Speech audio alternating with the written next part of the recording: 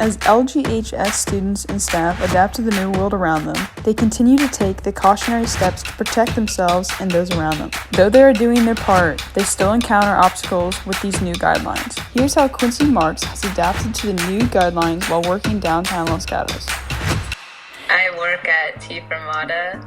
Work has changed a lot. Like, we used to have seating and everything inside, and it used to be a lot busier. Now we have angry customers and people who are scared about the virus, and they'll come in even though we're following all the precautions, complain if a customer takes off their mask. It's just really annoying.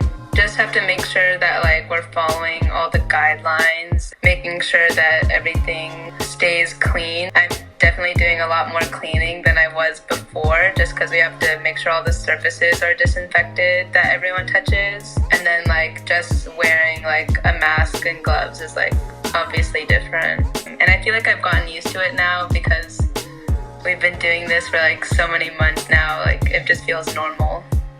Here's how junior Serenity started making masks during quarantine. So I took fashion design freshman year, and so then I had a sewing machine. I had a lot of materials at home already from that class.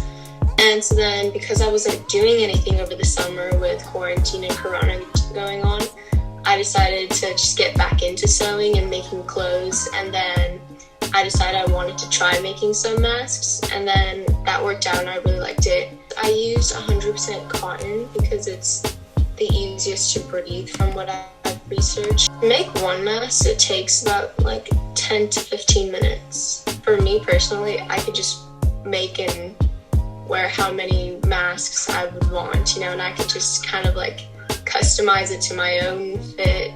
Because when you buy one, sometimes it doesn't fit the way you like it. Sometimes it's just too big or too small. It's just awkward to wear, or it's uncomfortable. So I'd say that's one of the benefits of making my own masks.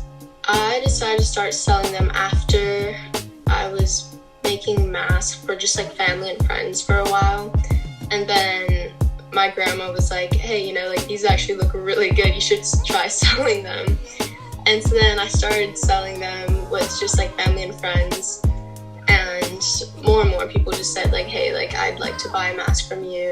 And so then after that, I just set up an Etsy page and I started selling them. With the profits that I would get, I was thinking of donating it to a charity which is called Life Moves, not charity, a homeless shelter. Sophomore Miles Hart is able to continue playing his sport with new guidelines. I do rowing down on Lexington Reservoir for my sport. It's changed a lot because we're no longer able to go out in any boats that have more than one person. We have to spread out a lot whenever we're on land. It's been a lot easier to row on the water though, because when you don't have other people in your boat with you, it's a lot easier to tell to everybody else when you stop working. Our coaches have told us that we will be able to compete this season, but with less people and less teams at the competition. I was told that the worst case scenario would be we would have races with only one-man boats and just a few people going to them.